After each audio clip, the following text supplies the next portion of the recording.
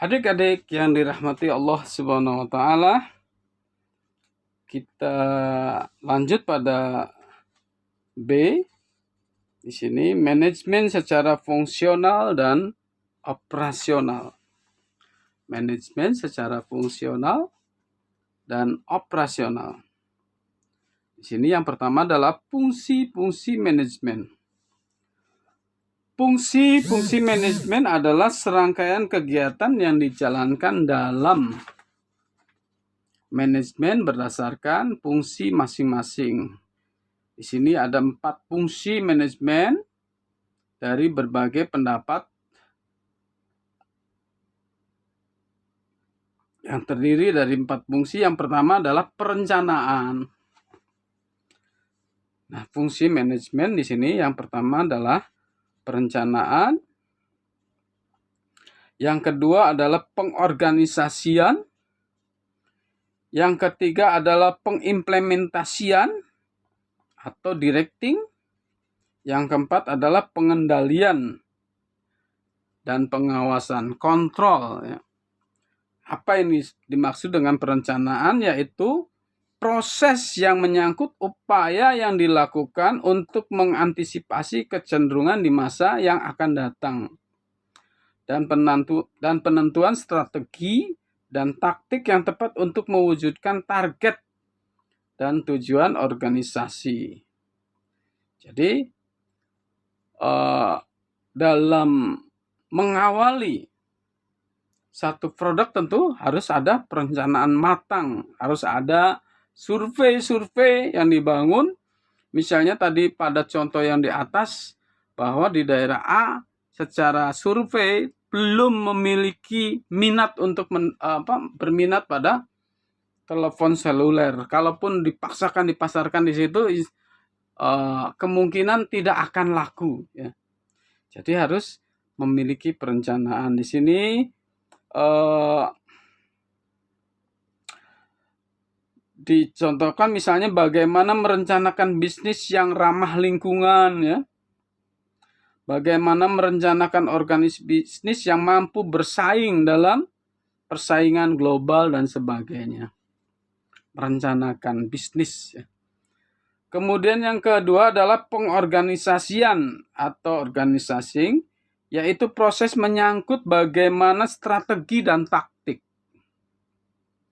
yang telah dirumuskan dalam perencanaan tersebut didesain dalam sebuah struktur organisasi yang tepat dan tangguh. Jadi, selesai merencanakan, tentu kita akan membangun strategi dalam sebuah struktur organisasi yang tepat dan tangguh. Sistem dan lingkungan organisasi yang kondusif dan bisa memastikan bahwa semua pihak dalam organisasi bisa bekerja secara maksimal dan efisien. Bisa bekerja secara efektif dan efisien guna pencapaian tujuan organisasi. Dari situ bahwa digerakkan, diorganisasikan, pengorganisasian digerakkan dari apa yang sudah direncanakan. Kemudian pengimplementasian. Di sini yaitu proses implementasi program agar bisa dijalankan oleh seluruh pihak dalam organisasi serta proses memotivasi agar semua pihak tersebut dapat menjalankan tanggung jawab dengan penuh kesadaran dan produktivitas yang tinggi. Jadi implementasi dari sebuah tadi perencanaan, kemudian pembagian peran-peran penting pengorganisasian, kemudian dituangkan di dalam implementasi pelaksanaan. Dan untuk ini memotivasi agar semua pihak tersebut dapat menjalankan tanggung jawab dengan penuh kesadaran dan produktivitas yang tinggi, menciptakan produktivitas yang tinggi. Kemudian yang keempat adalah pengendalian atau pengawasan atau kontrol. Dari implementasi tersebut tentu akan menghasilkan satu bentuk, ya, bentuk wujud dari produk yang akan kita pasarkan, yaitu proses yang dilakukan untuk memastikan seluruh rangkaian kegiatan yang telah direncanakan, yang telah diorganisasikan dan diimplementasikan bisa berjalan sesuai dengan target yang diharapkan, sekalipun berbagai perubahan terjadi dalam lingkungan dunia bisnis yang dihadapi. Jadi di sini fungsi kontrol itu adalah fungsi terakhir dari sebuah peran, fungsi dan manajemen kontrol ya. Untuk dari yang pertama tadi perencanaan, pengorganisasian, kemudian implementasi, eksekusi sebuah produk, kemudian yang terakhir adalah kontrol daripada manajemen. Apakah produk tersebut memang sudah diselesaikan sesuai dengan target yang diharapkan, sekaligus walaupun ya menghadapi perubahan terjadi dalam lingkungan dunia bisnis. Yang kedua adalah itu yang pertama. Yang pertama adalah fungsi-fungsi manajemen. Yang kedua adalah di sini adalah kegiatan-kegiatan dan dalam fungsi manajemen. Kegiatan dalam fungsi manajemen. Kegiatan apa yang masuk di dalam fungsi-fungsi manajemen tersebut? Jika kita menggunakan fungsi-fungsi manajemen menurut Nichols, bahwa maka beberapa kegiatan yang terkait dengan setiap fungsi manajemen adalah sebagai berikut. Fungsi yang menunjang tentang kegiatan dalam fungsi manajemen. Yang pertama adalah menetapkan dan target bisnis. Apa ini ya? Menetapkan dan target bisnis. Kemudian merumuskan strategi untuk mencapai tujuan dan target bisnis tersebut. Strategi apa yang akan dibangun sehingga produknya dapat diminati oleh pasar. Kemudian menentukan sumber-sumber daya yang diperlukan untuk memproduksi suatu barang yang terkait dengan produksi, tentu harus orang-orang yang memiliki kompetensi. Ya, sumber daya manusianya memiliki kompetensi. Kemudian yang keempat adalah menetapkan standar indikator keberhasilan dalam pencapaian tujuan dan target bisnis. Menetapkan standar. Apakah dari fungsi perencanaan tersebut sudah tepat? Yang kedua adalah fungsi pengorganisasian. Yang pertama, fungsi pengorganisasian di sini yang pertama mengalokasikan sumber daya. Mengalokasikan sumber daya, merumuskan dan menetapkan tugas dan menetapkan prosedur yang diperlukan. Yang kedua, menetapkan struktur organisasi yang menunjukkan adanya garis kewenangan dan tanggung jawab. Ini tanggung jawab siapa? Ya? Bagian ini tanggung jawab siapa ditentukan dalam struktur organisasi. Kemudian yang ketiga adalah kegiatan perekrutan, penyeleksian, pelatihan, dan pengembangan sumber daya manusia tenaga kerja. Nah, ini penting ya.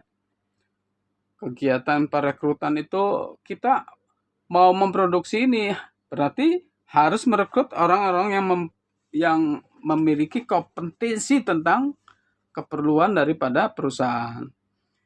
Yang keempat adalah kegiatan penempatan sumber daya manusia pada posisi yang paling tepat.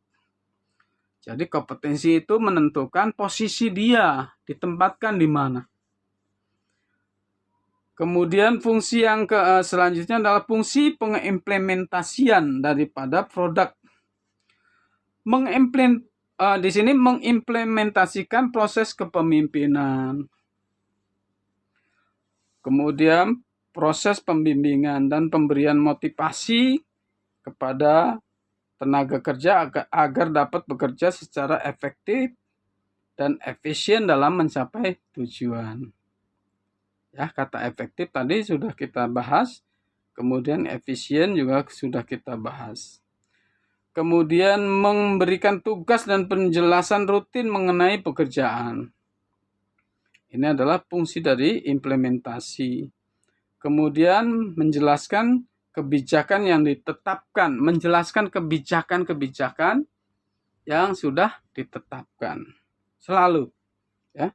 Kemudian fungsi daripada kegiatan dan fungsi manajemen yang selanjutnya adalah fungsi pengawasan kontrol. Di sini adalah mengevaluasi keberhasilan dalam pencapaian tujuan dari target bisnis sesuai dengan indikator ukuran-ukuran yang telah ditetapkan. Kemudian mengambil langkah klarifikasi dan koreksi atas penyimpangan yang mungkin ditemukan. Ya, jadi mengambil langkah klarifikasi dan koreksi atas penyimpangan yang mungkin ditemukan. Penyimpangan mungkin dalam hal SDM, mungkin juga dalam produksi, ya. Kemudian yang ketiga, melakukan berbagai alternatif solusi atas berbagai masalah yang terkait dengan pencapaian tujuan dan target bisnis. Selalu melakukan berbagai alternatif solusi, memberi jalan keluar untuk mencapai tujuan dan target bisnis apapun. Jadi harus memiliki inovasi-inovasi yang sangat inovatif. Sebagai contoh, marilah kita gunakan bisnis restoran, ya. Bisnis untuk menjalankan kegiatan bisnis restoran misalnya yang termasuk dalam kegiatan perencanaan adalah ketika kita menetapkan mengapa kegiatan bisnis restoran itu dilakukan. Kemudian letak strategis itu apakah sudah tepat. Pasarnya apakah sudah tepat. Jangan kita membuka restoran kemudian pasarnya tidak ada atau sedikit, ya. Karena kemampuan pasar. Kemudian di sini adalah kegiatan pengorganisasian dalam sebuah restoran tersebut. Adalah ketika kita menetapkan berapa banyak orang yang kita perlukan untuk menjalankan bisnis restoran tersebut. Ya, berapa banyak. Kalau kebanyakan apakah kita akan menanggung beban kos yang tinggi, ya, dari profit yang didapatkan oleh sebuah perusahaan restoran. Kemudian kegiatan pengimplementasian misalnya adalah proses pengerjaan yang dilakukan oleh setiap orang yang bekerja bersama kita. Proses memotivasi orang-orang agar bisa bekerja dengan berorientasi dan memiliki kualitas. Kemudian proses bagaimana kita dapat memahami setiap motivasi dan perubahan yang ada pada orang-orang yang bekerja dengan kita. Memahami, ya. Hingga proses bagaimana kita dapat memahami keluhan-keluhan yang mungkin ada dari para pekerja yang disampaikan kepada kita. Kemudian yang selanjutnya adalah proses pengandalian dan pengawasan kontrol. Ya, proses pengendalian dan pengawasan kontrol. Melihat misalnya bagaimana pengecekan apakah para pegawai kita melayani sudah dengan baik. Kemudian apakah makanannya tidak basi, ya. Jadi selalu dikontrol. Adik-adik yang dirahmati Allah Subhanahu wa ta'ala.